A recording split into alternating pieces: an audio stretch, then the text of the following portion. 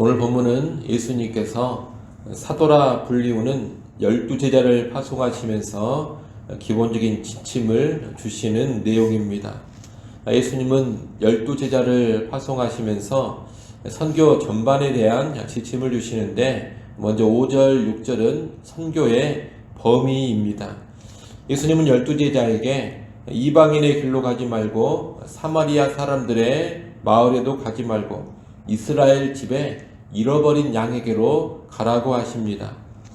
예수님의 사역은 먼저 이스라엘을 대상으로 한다라는 것을 여기서 알 수 있습니다. 하지만 이것은 어디까지나 순서의 문제일 뿐이지 이방인이나 사마리아 사람들은 복음에서 배제된다, 그런 뜻은 아닙니다.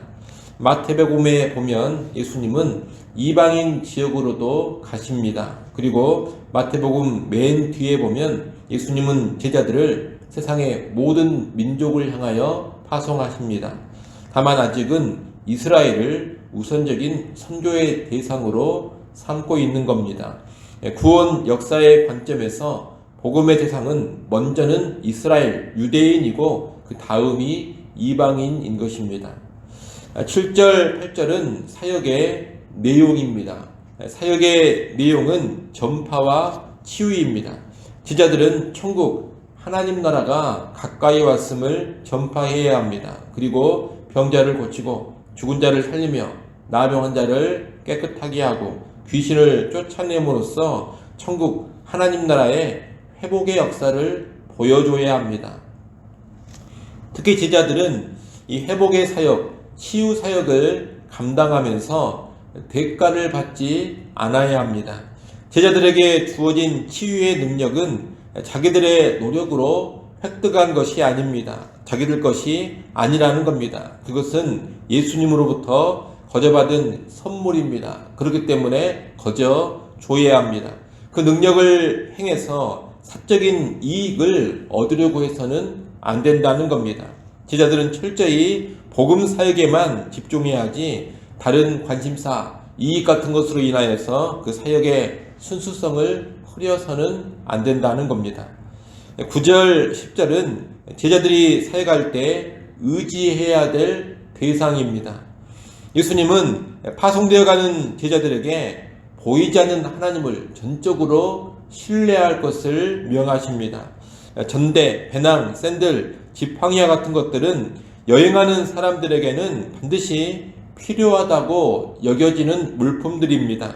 그런데 예수님은 그런 것들을 가지지 말라고 하십니다. 그 이유는 일꾼은 자기의 먹을 것을 받게 될 것이기 때문입니다.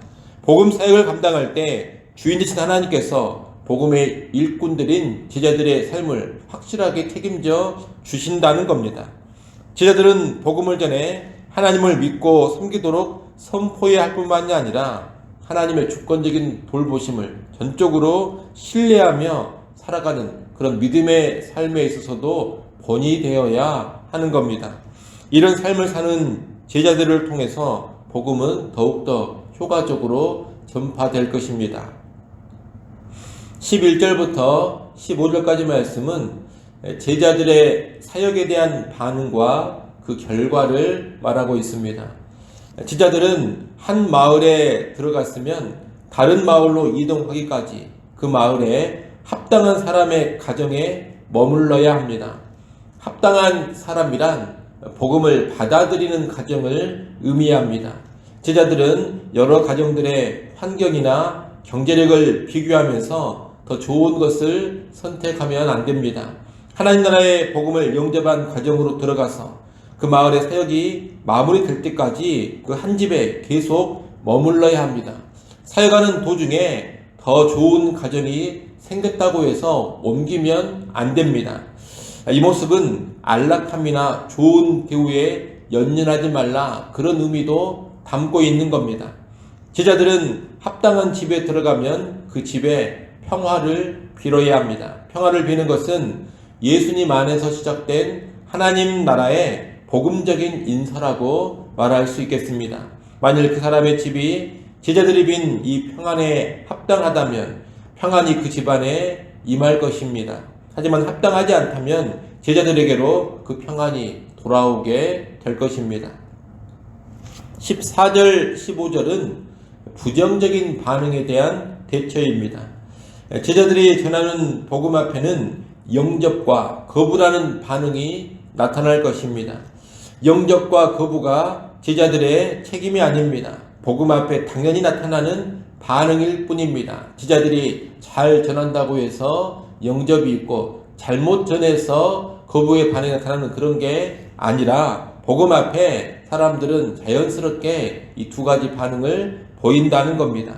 그렇기 때문에 거부하는 반응이 나타난다고 해서 당황할 필요도 없고 좌절할 필요도 없는 겁니다. 제자들은 거절당할 각오도 반드시 하고서 복음을 전하는 겁니다. 그리고 거절을 당한다면 그 집이나 성에서 나가 발의 먼지를 털어버리면 됩니다. 당시 유대인들은 이방인 지역을 지나고 나면 발의 먼지를 털어버리는 그런 관습이 있었습니다. 지금 제자들은 이스라엘의 마을을 향해 가고 있습니다. 그런데 이스라엘의 마을이라 하더라도 복음을 거부한다면 그렇게 발의 먼지를 털어버리라는 겁니다. 이것은 그 집이나 마을을 이방인처럼 여긴다는 뜻입니다. 하나님의 언약과 상관이 없는 심판받을 곳이 된다는 겁니다. 제자들은 복음을 거부하면 심판받을 자들이라는 것을 알고 그 심판은 하나님께 맡기고 또 다른 곳, 또 다른 사람들을 향해 나아가면 되는 겁니다. 이상이 제자들을 파송하시면서 예수님이 주시는 선교의 기본 지침, 기본 원칙들입니다. 정리하면 첫째, 선교의 우선순위가 있는데 이스라엘이 먼저다. 둘째, 복음을 전파하며 회복시키는 사역을 하면서 사적인 이익에 몰두하지 말라. 셋째, 전적으로 하나님만을 신뢰하고 나아가라. 넷째, 어떤 집이든 복음을 영접하는 사람의 집에 끝까지 머무르고 거부한다면 하나님께 심판을 맡기고 미련 없이 떠나라는 겁니다. 이런 지침을 오늘날 우리의 전도나 선교 사역에 간단히 적용해 보자면 이런 적용들을 해볼 수가 있겠습니다. 우리는 선교나 전도의 대상에 전략적인 우선순위를 둘 수 있어야 합니다. 무작정 선교하고 전도할 것이 아니라는 겁니다. 하나님의 뜻을 묻고 하나님의 인도를 받아가면서 어떤 대상을 먼저 전도할지, 또 어떤 지역, 어떤 민족을 먼저 선교할지를 잘 정해놓고 움직여 가야 합니다. 또 복음을 전파하면서 사람들을 회복시키는 일을 함께 해야 합니다. 오늘 본문에서는 기적적인 질병의 치유나 귀신의 축출을 통한 회복을 말하고 있습니다. 오늘날에도 물론 이런 기적적인 회복이 있겠습니다만 이것이 회복의 모든 것은 아닙니다. 현대에는 학교나 병원, 구호단체를 세워서 회복시키는 그런 사역도 있고 깨어진 가정이나 방치된 아이들, 여러 모양의 중독자들을 전문적으로 치료해가는 회복의 사역도 있습니다. 초점은 뭐냐? 기적적인 방법이든 일상적인 방법이든 회복되는 일이 복음 전파와 함께 나타나야 한다는 겁니다. 그 회복을 통해서 복음의 능력이 더욱더 가시적으로 드러나게 될 것입니다. 아울러 선교하거나 전도할 때 다른 사사로운 욕심, 특별히 돈 욕심이나 명예욕 같은 것에 사로잡히지 않아야 합니다. 인간적이고 세상적인 욕심, 욕망을 다 버리고 내려놓고 순전한 동기, 순전한 마음만 가지고 전도하고 선교해야 합니다. 또한 선교, 전도 사역에서 하나님이 돌보신다라는 것을 전적으로 신뢰하는 것도 필요합니다. 복음을 전하는 선교와 전도 사역은 하나님의 일입니다. 그렇기 때문에 하나님께서 그 일하는 자들의 필요를 반드시 채워주십니다. 우리는 그런 믿음을 가지고 사역해야지 돈이 없으니 사역을 못하겠다, 후원이 안 되니 사역을 못하겠다, 그런 소리를 하면 안 되는 겁니다. 어찌됐건 현재 나의 형편과 나의 상황에서 최선을 다해 복음 사역만 열정적으로 감당해가면 되는 겁니다. 물질을 봐가면서 경제적인 형편을 봐가면서 사역하는 것이 아니라 오직 믿음 하나를 가지고 사역해가야 하는 겁니다. 끝으로 복음 선포 앞에 사람들이 영접의 반응을 보이면 그 사람의 도움을 받아가면서 사역하고, 사람들이 거부의 반응을 보인다면 미련 없이 떠나야 합니다. 특히 더 좋은 대우나 편안한 사역을 위해서 동역자들을 골라 잡으려고 해서는 안 됩니다. 재력이 있는 성도나 돈 많은 후원자를 내 사람으로 만들어 보기 위해서 꼼수를 부려서도 안 됩니다. 사역 여건이 어떠하든 하나님이 허락하신 동역자들, 하나님이 붙여주신 후원자들과 함께 신실하게 사역을 해가야 하는 겁니다. 이런 식으로 사역을 감당할 때 그 선교 사역, 전도 사역이 하나님께 인정을 받게 됩니다. 내가 복음을 전한다, 내가 선교 사역을 한다, 여러분 그 사역 자체로 다 된 것이 아닙니다. 어떤 방식으로, 어떤 원칙으로 사역하느냐, 이것이 훨씬 더 중요합니다. 바른 원칙으로, 바른 방식으로 전도 사역, 복음 사역을 감당할 때 그 사역이 하나님의 기쁨이 되고 하나님께 인정을 받는 겁니다. 이를 명심하시고 복음 전파의 이 귀한 사명을 예수님이 가르쳐 주신 바른 원칙, 바른 방식을 통하여 감당해 갈 수 있기를 간절히 소원합니다. 기도하겠습니다. 하나님 아버지, 예수님께서 제자들을 파송하신 것처럼 또한 오늘 우리를 세상을 향해 파송함을 알게 하여 주옵소서.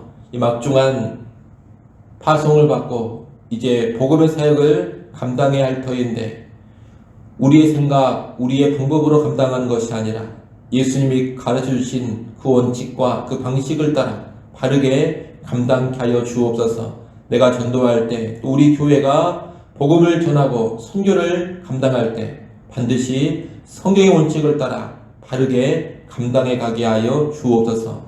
그래야 우리의 복음 사역이 하나님의 기쁨이 되게 하시고 하나님께 인정받는 사역 되게 하여 주옵소서. 하나님도 이 시간 우리를 기도하는 자리로 다시금 불러주셔서 감사합니다. 하늘 하나님을 다시 바라보게 하시고 겸손히 엎드려 우리의 모든 구할 것을 염려를 내려놓고 감사함으로 구하게 하여 주옵소서. 하나님의 선한 응답을 받아 누리는 이 새벽 시간 되게 하여 주옵소서. 주일입니다. 우리 모든 성도들이 하나님께 기쁨으로 나와 예배하는 날이 되게 하여 주시옵소서. 모든 예배원들 성령으로 충만케 하시고 또한 모든 성도들에게 하늘의 은혜가 임하게 하여 주시옵소서. 유치부, 유초등부, 중고등부 청년 모임에도 하나님 충만한 은혜로 함께하여 주시옵소서. 예수님의 이름으로 기도드리옵나이다. 아멘.